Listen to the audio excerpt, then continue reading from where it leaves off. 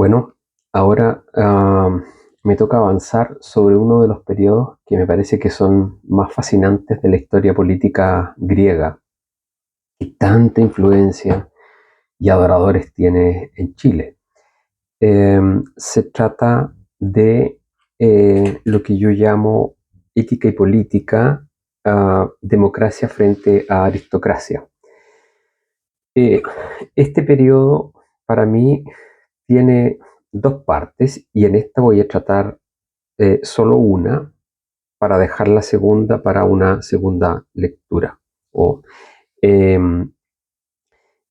Esta es democracia frente a aristocracia y este corresponde a un periodo, estamos hablando de ética, pero esto, como vamos a ver en el mundo griego, como todo el mundo sabe, con la aparición de Sócrates, y más que incluso con la aparición de Sócrates, eh, con la aparición de los sofistas, se produce, digamos, una suerte, se produce empiezan a haber cambios y transformaciones importantes, y la tradición griega, digamos, la tradición del mundo ateniense se ve de alguna manera remecida por algunos descubrimientos que han hecho algunos pensadores de la época que le antecede inmediatamente a este, los llamados filósofos de la naturaleza. Estamos hablando de la ética y de la ética partimos diciendo que su primera fuente, desde donde la moral extrae, digamos, las reglas de conducta y del bien se derivan de la religión, ¿cierto? Y de este ser que se encuentra más allá y que los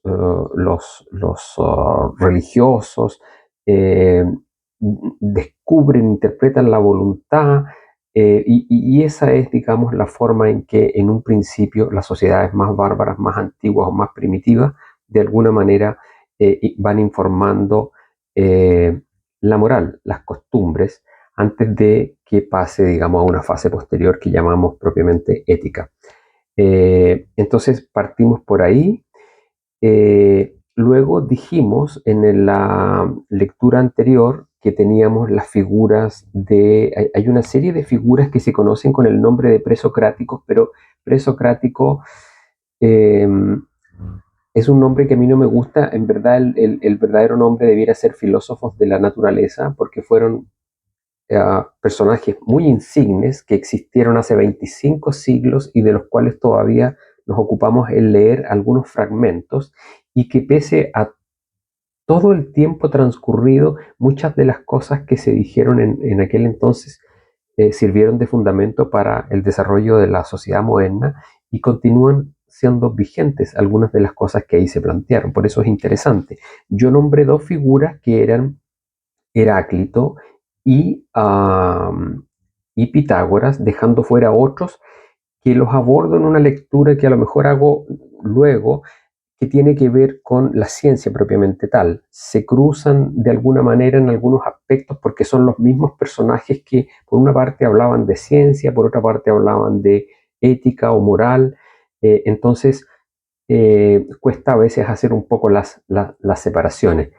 He tratado de irme en este caso, puesto que la ética tiene tanta influencia y es difícil a veces separarla de la política, por mucho que la política se haya independizado, la política moderna se haya independizado de la ética, en tanto se plantean fines, indudablemente que el mundo de los fines es el mundo de lo que trata la ética, entonces no se puede separar tan drásticamente como a veces uno en la teoría quisiera.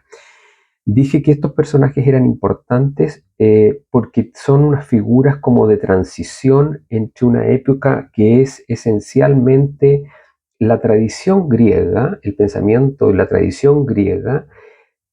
Muchas de las lecturas que nosotros conocemos corresponden a dos tipos dos periodos distintos.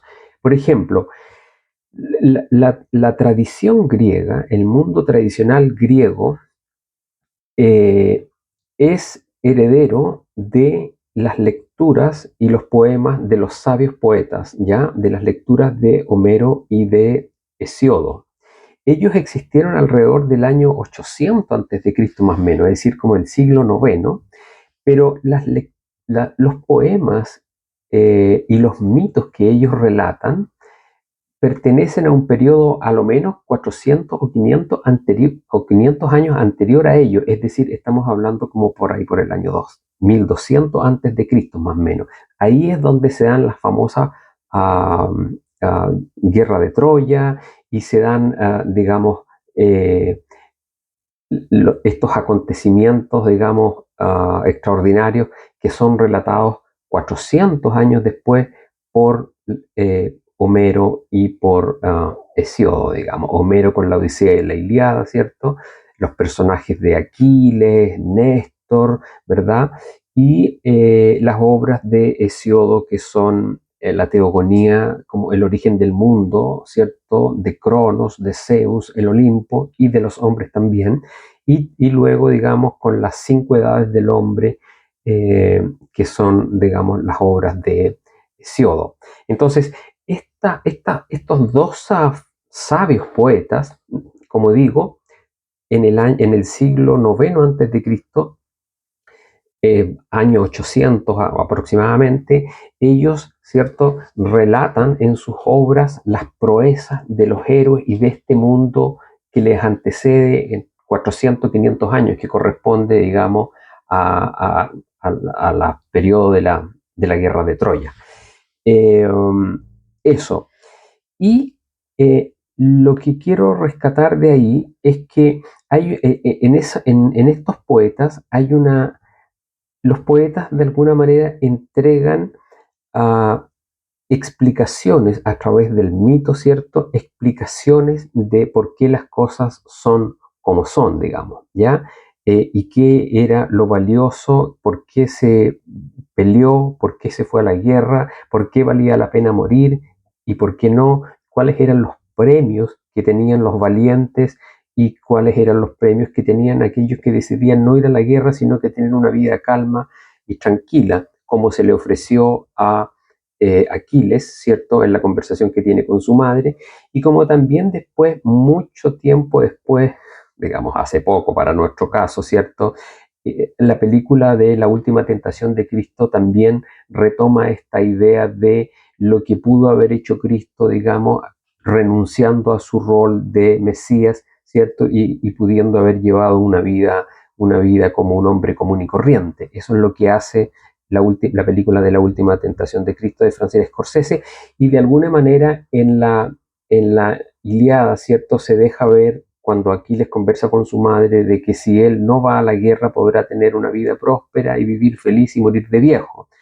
Pero si decide ir a la guerra, entonces será recordado por todos los siglos venideros, digamos, aunque eso le va a costar la vida y va a tener que morir fuerte, porque si va a la guerra va a morir. Y ahí está el acto heroico de él entonces de decidir ir a la guerra en vez de vivir una vida larga. Todos esos valores, porque esos son, pertenecen a la tradición del mundo griego y fueron a través de cantos y de poemas conservados por estos sabios poetas. Y esa es la tradición del mundo griego, ¿de acuerdo? Como digo, estamos hablando de estos sabios poetas en el año 800 antes de Cristo prácticamente, de ese periodo corresponden. Lo que nosotros conocemos de la Grecia, digamos, que más nos gusta, de la Atena floreciente, centro cultural del mundo, del gobierno de Pericles, de las figuras de Sócrates, Platón, son posteriores y estamos hablando alrededor del siglo V. Cuando yo nombré las figuras de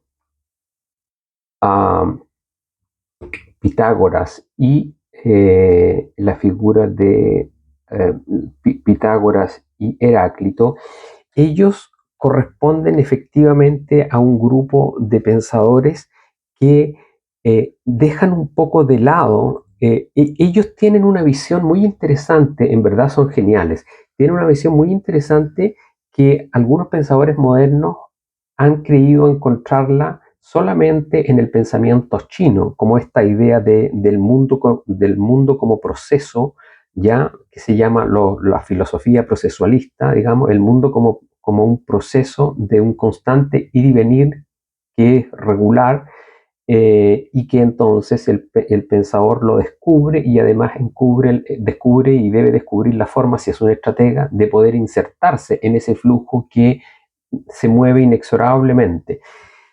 Los pensadores que pertenecen a este periodo antes de Sócrates, que son llamados los presocráticos, ellos en el mundo, digamos, de lo que podríamos denominar la cultura occidental, que a mi juicio es egoísta porque solamente la toma como Europa, pero en verdad Grecia está mirando frente a lo que hoy día nosotros llamamos Turquía.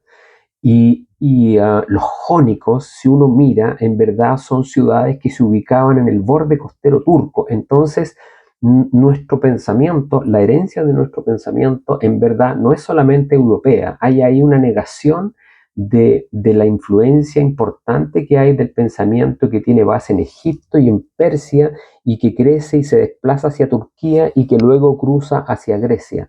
Entonces, no es solamente que los griegos fueran en verdad los campeones y los ideólogos de todo lo que nosotros conocemos hoy día. Ahí hay una negación y un acto que vale la pena entonces considerar. Un acto de justicia que vale la pena considerar. Entonces, como digo, estos son los valores culturales y en el periodo que nosotros hablamos de Heráclito y de Pitágoras, ellos, además de tener esta visión como observando las regularidades que hay en la naturaleza, ellos también les parece sospechoso estas ideas, digamos, por ejemplo, de Hesíodo, de las 5 edades, porque ellos observan que en general la gente siempre tiene más o menos, tiende a ser como igual, digamos. Hay una regularidad, un orden, una regularidad y una permanencia que se observa en la naturaleza que hace sospechoso estos mitos de los sabios poetas y por ello ellos tienden a rechazarlo. El que más lo hace de manera más franca y directa es Heráclito, que por lo demás le llamaban Heráclito el Oscuro, y cuyos escritos, como dije anteriormente, se prestan, digamos, para interpretaciones que pueden ser no solamente filológicas, sino que también gnósticas, ¿ya? Entonces, a los gnósticos les gusta mucho,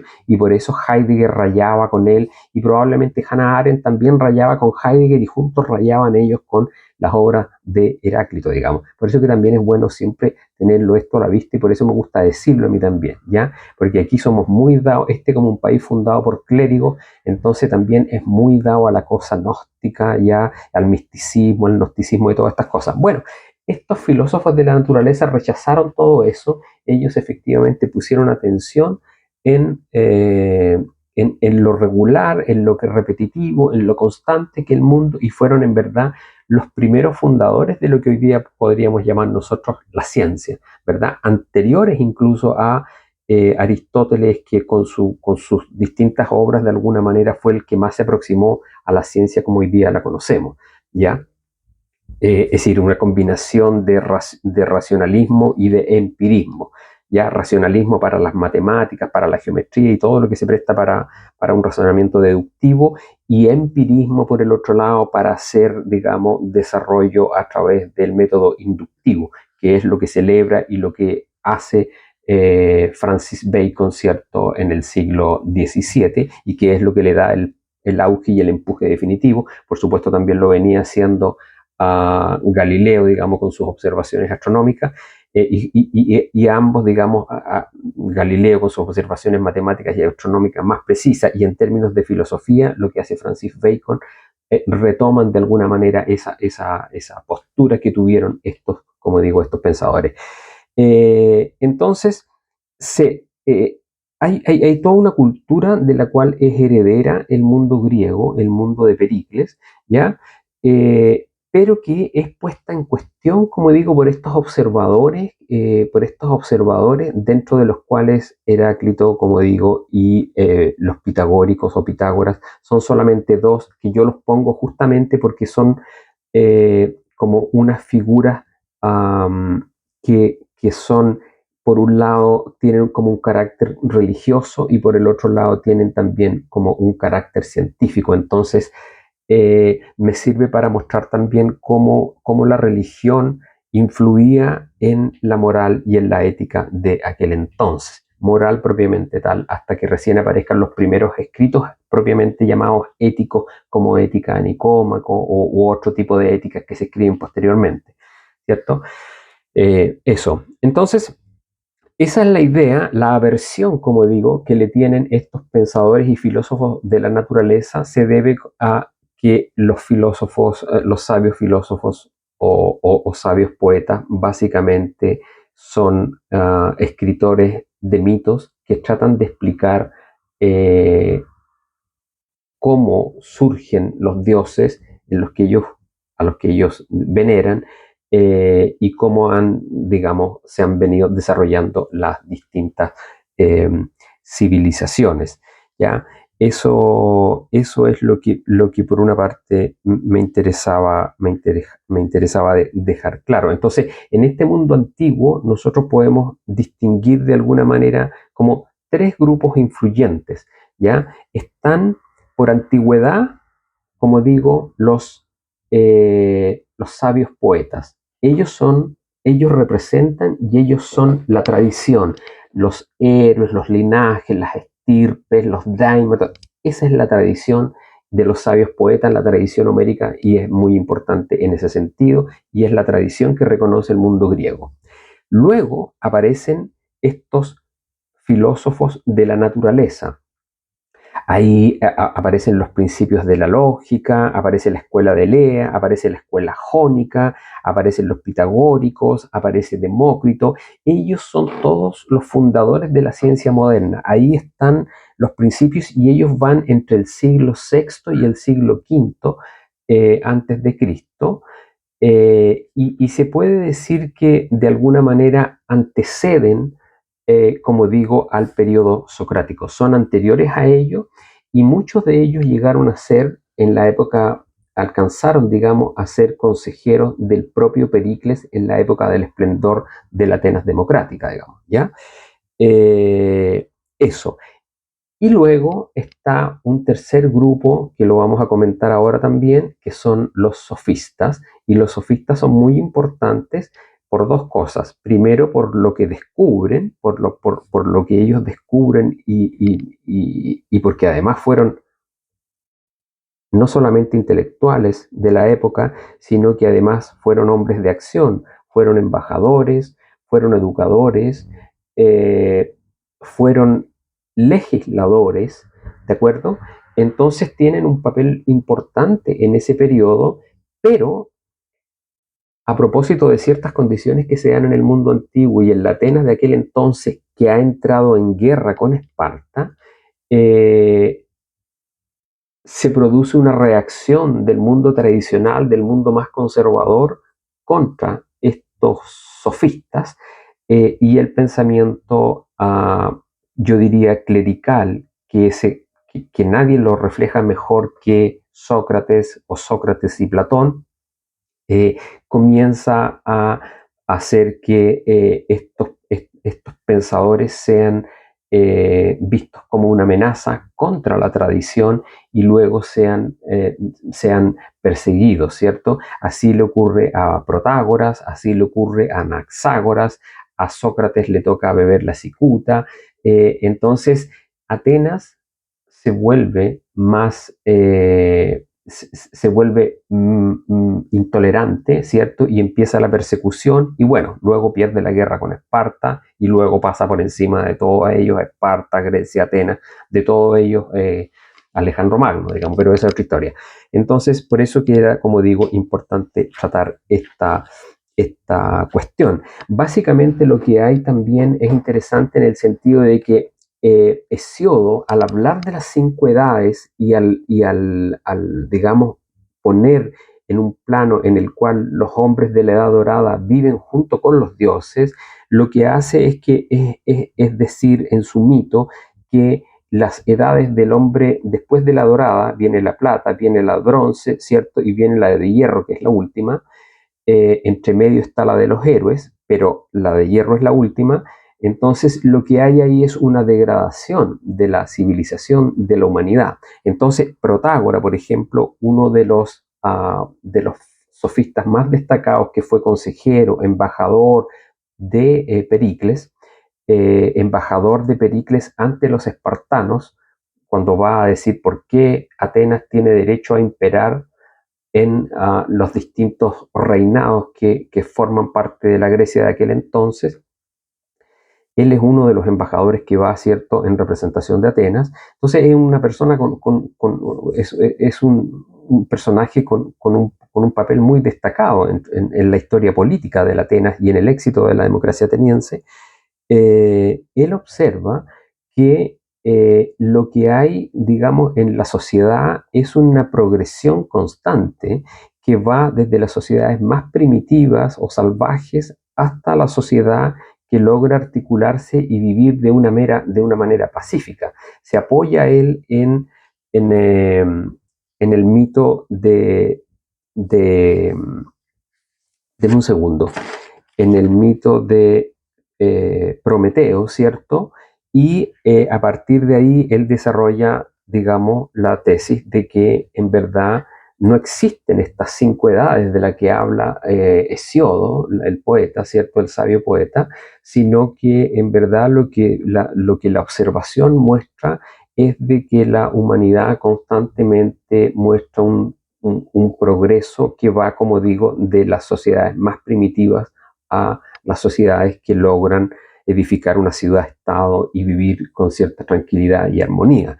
Entonces, por eso, al rechazar, al poner esto que a nosotros nos hace tanto sentido, él fue contra la tradición de aquel entonces y por eso entonces se volvió sujeto de los ataques. Otra cosa que dijo también fue importante, de alguna manera los sofistas recogen los descubrimientos que hacen los presocráticos o los filósofos de la naturaleza y los integran la ciencia que venía siendo descubierta por estos primeros filósofos de la naturaleza, de la escuela, como digo, de Lea, de la escuela jónica, de Demócrito, etcétera. Ellos integran estos conocimientos de la ciencia y, por ejemplo, él en algún libro que escribió sobre la naturaleza, él dice que él nada sabe de los dioses ni puede decir nada. Y evidentemente esto fue tomado, digamos, por todo el mundo tradicional de la Atenas, de la Grecia de aquel entonces, de la Atenas de aquel entonces, como una ofensa y fue, digamos, apuntado como enemigo de la tradición y de los valores tradicionales de Atenas, ¿cierto? Eso. Entonces, eso es algo que era importante decir. Eh, en el mundo, como ya lo he repetido antes, en el mundo de Homero y de Hesiodo, los dioses participan activamente en la vida de los hombres, ya sea para vivir su vida de hombres o bien para poder alcanzar la categoría de héroe o de daimon y tener una vida junto a los dioses, una vida distinta, una vida en el Olimpo. Entonces, hay una con la llegada de los sofistas, a propósito de la influencia que tienen los filósofos de la naturaleza, los dioses como se veían antiguamente experimentan un retroceso. Eso es algo que lo comenté en otra lectura anterior que tiene que ver con la filosofía de la religión y que es algo que Brunner y Schnell señalan, digamos, como que en el fondo cuando ya se afirman los filósofos de la naturaleza, toda esta participación de los dioses en la vida cotidiana de la sociedad ateniense comienzan a desaparecer y entonces aparecen, digamos, Heráclito mismo dice que el dios es como un sol siempre vivo, pero que solamente observa de una posición muy lejana como un coloso y no participa en el día a día como son las triquiñuelas y los ardides que uno encuentra, digamos, en las obras homéricas, ¿cierto? De Aquiles y donde los dioses participan activamente, ya sea para el éxito o para el fracaso de las misiones que los hombres, digamos, se dan en ese contexto bélico, digamos, ¿ya? Entonces, eso lo hace, como digo, también, lo hace también sospechoso, lo hace a él sospechoso. Ahora, uno puede decir de este personaje, por ejemplo, uno de los más importantes ¿cómo se llama? De Protágoras, que él básicamente hay dos, tres cuestiones que son las que nosotros hasta el día de hoy podemos agradecerle, digamos. Lo primero es que Protágoras define el concepto de virtud antes que otros. Eh, la virtud, como bien señala Aristóteles también, digamos, eh, va a depender de si se trata de una sociedad aristocrática o de una sociedad democrática, y lo mismo ocurre con el caso de lo bueno. Lo importante es que él en las obras que, digamos, Platón dedica en sus diálogos, en donde aparece Protágoras, ¿cierto? Él define la virtud como, como ciencia política, ¿ya? Esto aparece en un diálogo que tiene Protágoras con Sócrates, en donde después de explicar Protágoras qué es lo que enseña, ¿ya? Entonces Sócrates le responde y le dice, ¿te refieres a la ciencia política? Sí, le dice Protágoras, es exactamente lo que enseño. Como digo, Protágoras fue consejero de Pericles también y fue embajador de Atenas ante... sin embargo, nosotros lo que vemos siempre en la historia de lo que mi profesor este profesor García Huidobro de la Universidad de los Andes, un buen profesor en general, un buen hombre, un hombre decente. Él decía con mucho orgullo la tradición central de Occidente, pero resulta que la tradición central de Occidente es socrática y negó y rechazó hasta el día de hoy todas estas enseñanzas que son muy importantes y que la ciencia las acoge de buena gana y han sido fundamentales para ella. Entonces, definió en este sentido la política o la ciencia política como el arte de discernir, que es como la definición que nosotros conocemos de Aristóteles, pero que en verdad Protágoras la gracia que tiene es que es anterior a Aristóteles. Y por lo tanto, más bien Aristóteles lo que parece es recoger la definición, entonces es importante, ¿no? Recoger la definición que había dado Protágoras respecto de qué es lo que es la virtud. Como digo, Aristóteles la define como prudencia, pero cuando explica la prudencia, en qué consiste, Aristóteles básicamente lo que está haciendo es replicando lo que ya había dicho Protágoras anteriormente. Y entonces es muy importante y por lo tanto no podemos aceptar que se niegue las enseñanzas de Protágoras, independiente de que no tiene que ser correcto o tenemos que a lo mejor reconocer que todo lo que dijo fue correcto, pero estas cosas son importantes. Lo otro es cuando él señala el papel de educador que cumple, es decir, los sofistas, uno podría pensar que Sócrates fue como una suerte de predicador y en cambio los sofistas fueron, digamos, educadores en un sentido más similar al que nosotros conocemos hoy día, pues ellos en ese caso eh, tomaban discípulos que debían pagar por la educación que estos hombres entregaban. En cambio, nosotros vemos que Sócrates, digamos, más bien se coloca en las plazas, en el mercado, en distintos lugares públicos a hablar. O sea, lo que nosotros hoy día reconocemos que suele hacer ¿quién? Bueno, el misionero, el hombre, digamos, el evangélico, ¿cierto? Que se pone a leer la Biblia o a dar sus enseñanzas o a predicar en la plaza pública. Eso, en verdad, quien lo hacía era Sócrates. Y entonces es importante distinguirlo, como digo, de las figuras de los sofistas. Y luego está también, como digo, esta noción importante que contradice a Hesiodo, que dice que en el fondo la humanidad está en una situación de progreso constante o de evolución continua y que por lo tanto no hay una decadencia. Claro, porque era pernicioso también para la sociedad, ¿cierto?, estar pensando que estamos que lo que se viene es la decadencia, porque hubieron unos hombres que vivieron una edad dorada y lo que se viene ahora es la decadencia. Entonces esto fue rechazado también y eso también amenazó de alguna manera a la tradición o al pensamiento tradicional que existía, ¿cierto? Eso. Eh, Hay también en los escritos, en la tradición, digamos, lo más importante que uno puede decir quizá es que en los libros como la Ilíada, en los libros de los poetas, hay también ahí una concepción en que la justicia se entiende como algo que pertenece a la esfera de lo convencional, digamos, ¿ya? Esa es.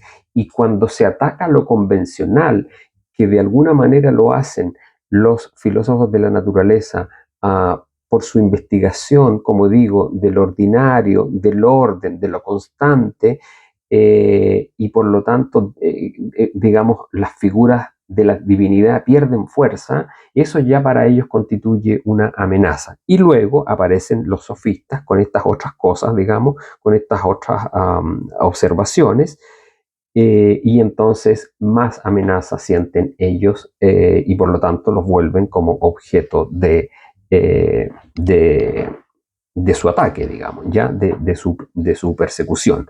Eso. Eh, una de las cosas importantes eh, es otro de los, aparecen aquí unas figuras que son interesantes también, que son Licofrón, por ejemplo, que es otro sofista, que dice que la ley representa un acuerdo que garantiza los derechos del hombre, aunque no alcanza para hacerlos justos, ¿cierto? Entonces él dice que la sociedad, de alguna manera, es como una alianza militar que se diferencia diferencia poco de las otras alianzas que se tienen con pueblos más lejanos.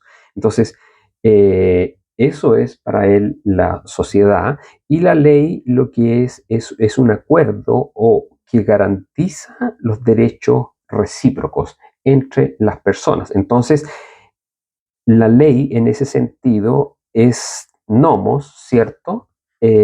O como también se dice, cae en el ámbito de la doxa, por usar estos términos que son más antiguos que para que la gente que se dedica al estudio de los griegos les encanta, ¿verdad? Que la doxa, digamos, es lo que está en el ámbito de lo opinable y la physis, como la física, la naturaleza, es lo que es y siempre es así, digamos, ¿ya? Es por ley de naturaleza que es así.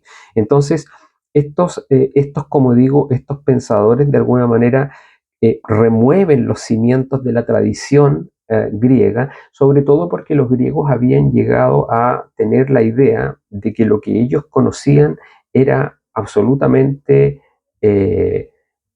cierto, ¿de acuerdo? Los griegos tienen, antes de que aparezcan los sofistas, un pensamiento esencialmente dogmático que viene tomado, digamos, a propósito de los mitos y de los dogmas que enseñan los sabios poetas, digamos, es un pensamiento esencialmente dogmático. Entonces, contra el dogmatismo aparecen los sofistas, y eso es lo que le duele tanto a la iglesia, porque la iglesia y las universidades de la iglesia, en todas partes, lo que enseñan normalmente, no sé cómo será tanto en el caso, yo creo que en el caso de los pueblos anglosajones o de la iglesia protestante es un poco distinto, pero es esencialmente el dogma. Y claro, y aquí llegan estos hombres cultos que saben de política, que educan también, que hacen de embajadores, que hacen de legisladores y que en el fondo ponen en cuestión esto y dicen entonces que la ley en verdad es un acuerdo y el acuerdo se hace para que puedan vivir con cierta armonía, con cierta paz, la gente que se organiza en las ciudades-estados. Y esto también es visto como una amenaza por parte de del mundo tradicional. Eso. Em, es interesante también como digo, Protágoras define, cuando Protágoras define qué es lo bueno, cuál es el bien, él lo define, y esto es muy interesante, y por eso también, de nuevo, el pensamiento socrático, y ahí usted saque sus propias conclusiones de quiénes son socráticos hasta el día de hoy, digamos, él define lo bueno como algo complejo y multiforme, ¿de acuerdo? Eso es lo que dice Protágoras. Entonces, dice, lo bueno es lo útil, eh, lo bueno es complejo y multiforme. Y así, por ejemplo, él explica que en el caso del aceite, el aceite puede ser muy bueno, digamos, para el cuerpo exterior, pero si el hombre lo bebe, ese mismo aceite resulta perjudicial para lo interior del cuerpo, digamos, ¿de acuerdo? Entonces, sienta ahí algo que es muy interesante de nuevo en el pensamiento estratégico para efectos de la política, entender que lo bueno es complejo, multiforme y que depende y que por lo tanto es relativo, ¿ya? Que eso es lo que más le duele porque el pensamiento dogmático es absolutista. Entonces, lo bueno es siempre bueno, como he dicho antes, aunque se caiga el cielo. Bueno, aquí está una concepción distinta que es la que yo creo que es la correcta y que, digamos, la tradición socrática hasta el día de hoy llama a esto relativismo moral lo llama, ¿ya? Relativismo moral. Pero en verdad lo que parece es que hay una sabiduría indesmentible de Protágoras en lo que está diciendo, y si no fuera así, Platón y Aristóteles no se habrían dado el trabajo de citarlo continuamente en las distintas obras que tienen, en los distintos fragmentos que han quedado para nosotros, para poder conocer algo de lo que ellos escribieron en su época, ¿no? Eh, eso, eso. Y bueno, decir además que no solamente Protágoras habla de lo que es bueno para sí, sino que él considera esencialmente lo que es bueno para sí y para la ciudad. Eso es lo que él considera que es el verdadero conocimiento, la verdadera educación que hay que darle a los jóvenes no es lo que nosotros hoy día conocemos por educación. Es muy loco eso, porque nosotros hoy día, por ejemplo, los académicos se llenan la boca diciendo de que la educación liberal es como lo más que hay, ¿me entiendes? O sea, ¿y cuál es la educación liberal? Bueno, el cálculo, las matemáticas, la geometría, la música, etcétera. Esa es la educación liberal. Pero lo que dice Protágoras, en el fondo, es que lo más importante de la educación es, es en el fondo esta educación que es la educación política. Nosotros hoy día podríamos pensar que también esto puede ser nocivo, puede ser malo para un pueblo, cuando en el fondo se politiza, porque hemos criticado también esta idea de que los jóvenes, demasiado jóvenes, se politicen, porque en verdad carecen de la experiencia suficiente para aquilatar las cosas que eventualmente una doctrina o una ideología les puede enseñar. Pero estamos hablando de en el régimen de la Atenas, que es la más floreciente y de la democracia más importante del mundo antiguo, eh, y por lo tanto Protágoras se está definiendo a estos jóvenes que participan del debate público y en donde él, digamos, les hace sus clases de oratoria para prepararlos para el debate que se da en el foro, ¿ya? Entonces, por eso es muy importante. Y por otro lado, tenemos otra figura también que es muy importante, que es Gorgias, ¿ya? Gorgias ha sido considerado el primer escéptico, y hay que decir que dentro de los fragmentos que quedan hay algunas cosas que son bien enredadas y que de alguna manera a veces como que se le pasa un poco la mano en los argumentos que da. Una de las cosas que se les criticó mucho a los sofistas era que ellos eran capaces de hacer que los argumentos, que argumentos buenos pudiesen ser considerados malos y que argumentos malos pudiesen ser considerados buenos. Y eso lo lograban a través del arte de la oratoria o la retórica, cualquiera de las dos formas que se diga, ¿cierto? Y eso lo lograban a través de ese arte, digamos, que era útil para el debate público. Por eso que es relativo esto que ha dicho hace poco Carlos Peña, digamos, de que en verdad qué es lo que se puede esperar de un candidato. La verdad que los candidatos lo que hacen básicamente es persuadirnos, ¿ya?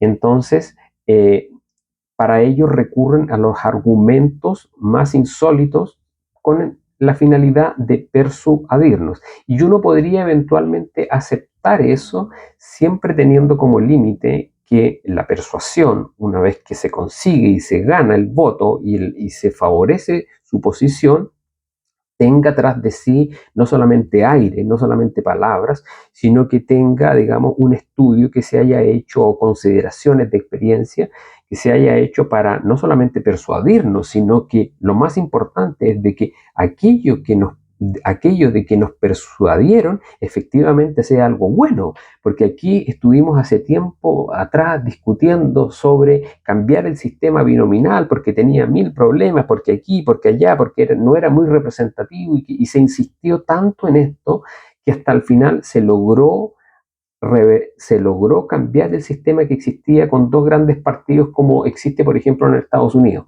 ¿ya? En donde era un sistema binominal, que claro, quedaban algunos fuera, se privilegiaban los dos grandes bloques, pero tenía problemas, pero había una estabilidad que hoy día ya la perdimos hace tiempo. Entonces se nos persuadió de algo.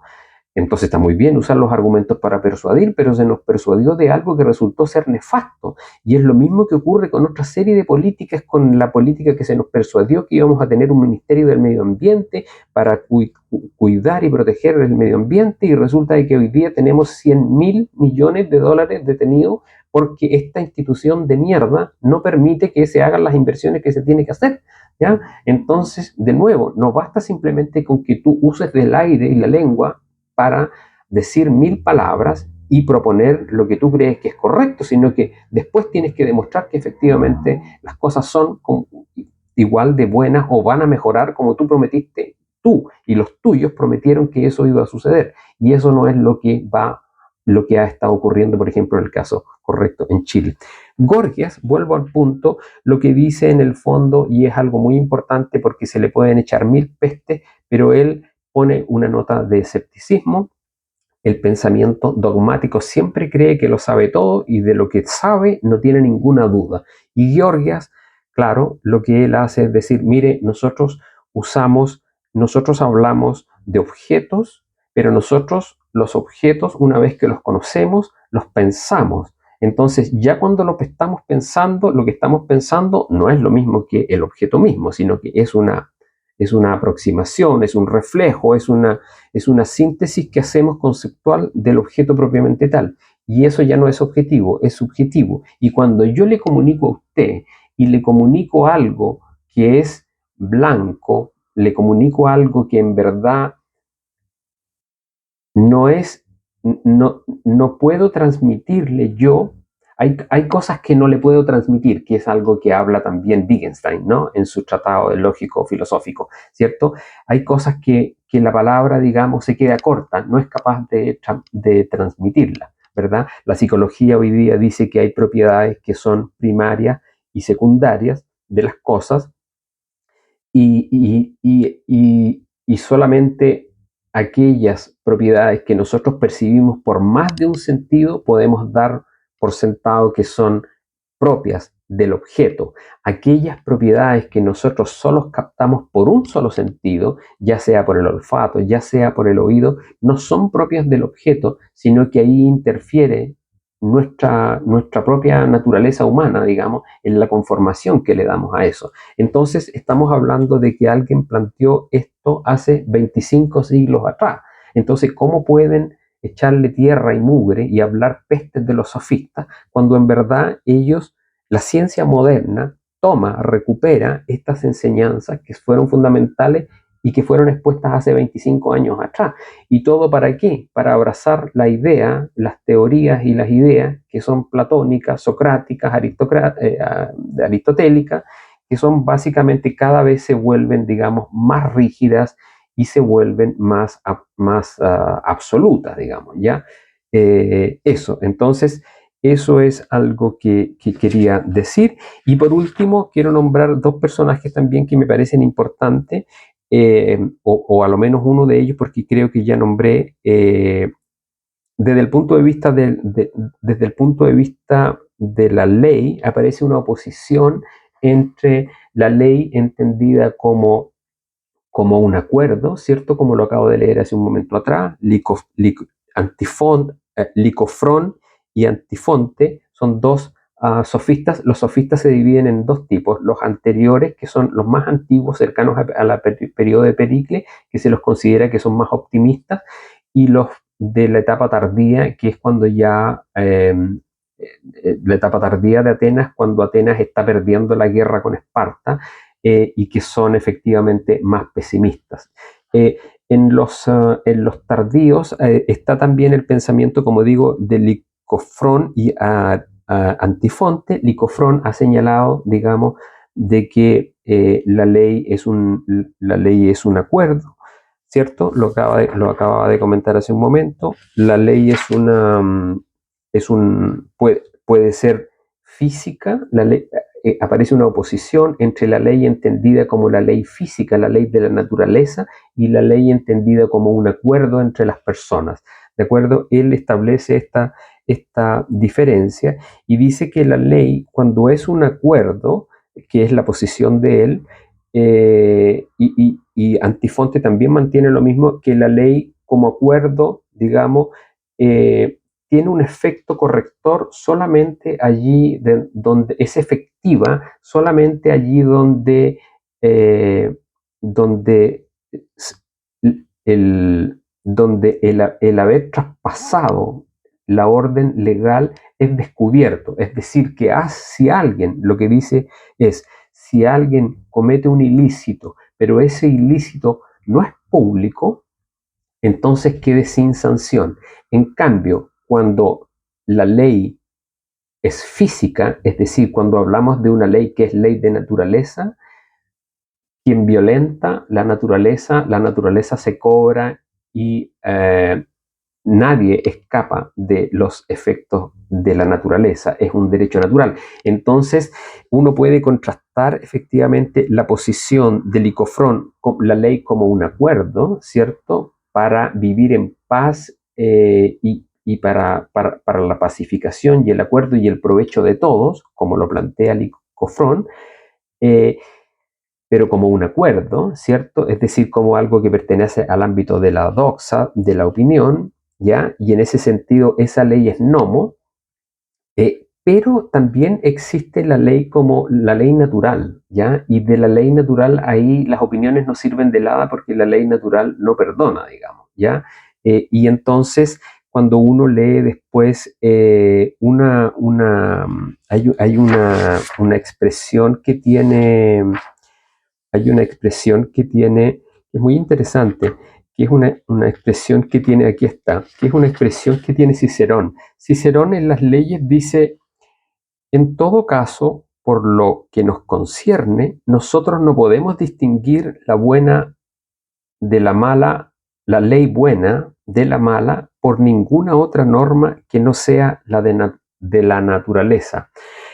Creer que dependen de la opinión en lugar de fundamentarlas en la naturaleza es propio de locos. Entonces vemos que Cicerón recoge esta idea que estamos comentando recién, de esta separación que hace Antifonte entre la ley entendida como physis, como ley natural, y ley entendida como nomos, como un acuerdo, digamos, pero que es un acuerdo artificial, ¿ya? Que es como se entiende el derecho actualmente, digamos. El derecho actualmente se entiende como un grupo de personas que se ponen a discutir qué es lo mejor, y de ahí sale la ley. Y lo que ocurre justamente ahí es que lo que vemos es que aquel que transgrede la ley, pero mientras no sea sorprendido, esa ley y esa justicia queda sin sanción, ¿verdad? Y entonces esto es importante también porque la ley no hace al hombre bueno, ¿ya? La ley, entendida como acuerdo, solamente puede sancionar allí donde el delito, la transgresión, queda en evidencia y no donde ésta queda oculta. Entonces es importante. Y él dice que aquellos que hacen sus delitos en la oscuridad, lo que van a perseguir es lo que ellos entiendan como de su provecho, de su interés, y que eventualmente tiene un respaldo natural que lo vean y lo entiendan de esa manera. Y entonces por eso se hace esta diferencia entendida de la ley como physis y la ley entendida como nomos. Una última cosa, hubieron también entre los sofistas algunos que fueron, digamos, posteriores o tardíos, sofistas tardíos, y dentro de ellos uno es importante, que es Critias. Critias aparece en los diálogos de Platón. Critias fue tío de Platón y fue un oligarca que fue amigo también de Sócrates. Critias, junto con Alcíbiades, seguidores de Sócrates, fueron considerados por la democracia como traidores. ¿Ya? En la tumba de Critias había un escrito que dice de esta manera: esta es la tumba de hombres gloriosos, que el libertinaje del pueblo maldito de Atenas contuvieron por breve momento. Entonces, mientras Atenas estaba en guerra con Esparta, todas estas tensiones internas, a la muerte de Pericles le siguió Cleón, y Cleón buscó implementar una democracia radical. Entonces Atenas está en Grecia con Esparta, y Esparta es muy atractivo para el pensamiento tradicional y conservador. ¿Y qué es lo que caracteriza al pensamiento tradicional y conservador? Esto aparece en un diálogo en Hipias, ¿ya? En Hipias Mayor, que es un diálogo de Platón. Entonces hay una conversación ahí entre Sócrates e Hipias, y entonces trata de averiguar Sócrates qué es lo que le enseña a los espartanos. Si es que estudian, digamos, cálculo, si es que hacen esta educación liberal que se ha venido en llamar, ¿no? Si las letras de música, si aritmética, si geometría. Entonces, Hipias le dice, no, nada de eso, le dice, lo que ellos estudian ni siquiera conocen los números, no les interesan los números, digamos. Lo que les interesa a los espartanos son las referencias a las estirpes, a los héroes, la ocupación de los territorios, el modo en que antiguamente se fundaron las ciudades. Eso es. Ah, ¿te refieres como a la ciencia del pasado? Sí, eso es. ¿Y qué es lo que había ocurrido? Que unos 100 años antes de que Atenas alcance su esplendor en la época de la democracia de Pericles, Esparta había sufrido una revolución aristocrática por el año 550 a.C., más o menos, ¿ya? Que eso fue alrededor de un siglo antes del apogeo ateniense, ¿ya? Y esto, según los investigadores que han dedicado, digamos, a leerse toda la historia antigua y los distintos fragmentos que hay, de alguna manera lo que hizo fue sustraer a Esparta del progreso en las ciencias y en las artes que por otro lado experimentó la ciudad de Atenas y otras ciudades, digamos, ¿ya? Entonces se volvió un pueblo eminentemente moderado y guerrero. Y esta moderación es la que les encanta y le encantaba al pensamiento que es de tipo clerical y que es de tipo, digamos, ya más conservador o tradicional. Entonces, sobre todo tradicional, digamos, en el sentido, digamos, más, más plano, ¿no? Más general. Y en el Ateneo, por ejemplo, aparece aquí un diálogo que hay en el cual se explayan acerca de lo propio de los espartanos, ya no los atenienses, sino que, porque como digo, Critias y los oligarcas que de alguna manera interrumpen la democracia que ya se había vuelto radical y Atenas, digamos, se encuentra en guerra con Esparta y además tiene problemas internos. Entonces, Critias es, digamos, oligarca o aristocrático, pariente de Platón, aunque hay que reconocerle a Platón que dejó estos escritos y hablan bien de él también, aunque haya tenido inclinaciones más aristocráticas, un poco democráticas, quizás tienen que ver a lo mejor con que la democracia efectivamente se volvió inefectiva, radical, y finalmente llevó a Atenas a perder la guerra, ¿ya? Entonces, cuando se habla de los espartanos, déjeme leerle brevemente para terminar esta pequeña lectura. Dice: los jóvenes lacedemonios beben en la medida que mueve el corazón de todos a festiva esperanza, y la lengua serena, alegría y risa moderada. La bebida de esa manera es beneficiosa al cuerpo, y a la mente y a la hacienda, y bien que se adapta a las obras de Afrodita y al sueño, que es puerto de fatigas, y a la salud, para los mortales la diosa más deleitosa, y la moderación, vecina de la piedad. Entonces, desde luego la moderación tiene bondades. Yo no quiero decir con esto de que sea mala la moderación. Simplemente estoy diciendo de que en este pensamiento clerical hay una asociación, digamos, con la sociedad guerrera eh, que, que impide el progreso de las ciencias, de las artes y del comercio, que es lo que hace en el fondo floreciente a Atenas. Entonces, claro, en la guerra propiamente tal, finalmente Esparta, con toda la cultura y riqueza que tenía, como es sociedad militar, Esparta vence a Atenas. Eso es cierto, digamos, ¿ya? Pero las dos, finalmente y en último término, con una guerra que duró 30 años, son aplastadas por Alejandro Magno, ¿cierto? Y son conquistadas posteriormente. Entonces, es una guerra larga que opone un régimen democrático que es más excelente en su mejor momento de lo que alcanzó a ser Esparta. Y el problema de la sociedad militarizada, y es por eso que en el fondo no se trata de negar a los militares, porque si no hubiera militares, en el fondo, ¿quién defiende los territorios cuando son invadidos por otros que tienen ambiciones más grandes? Entonces, se necesitan, pero cuando lo que yo he denunciado y rechazo son las sociedades militarizadas que por esta visión que se basa en héroes, en ocupación de territorio, que es en el fondo lo que trata Maquiavelo en su obra, ¿no? El Príncipe. Si Maquiavelo de alguna manera recoge, él dice, cuando parte su obra, que se leyó todo lo que conoce. Entonces, indudablemente, él leyó todas estas cosas y de ahí sacó sus lecciones, además de las obras de Heródoto y de Plutarco y de otros autores también, ¿cierto?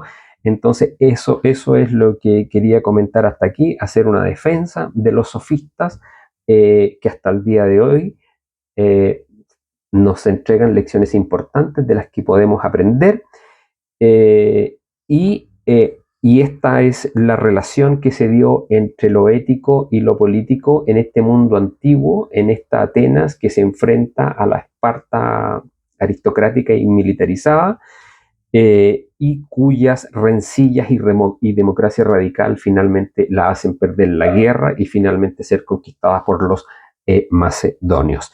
Me queda para la próxima lección tratar lo que es el juicio político que hay contra político y ético, juicio político y juicio ético en la figura o en la acusación de Sócrates, pero esa es una lectura aparte que quiero hacer porque merece su propio tratamiento dada la influencia que ha tenido.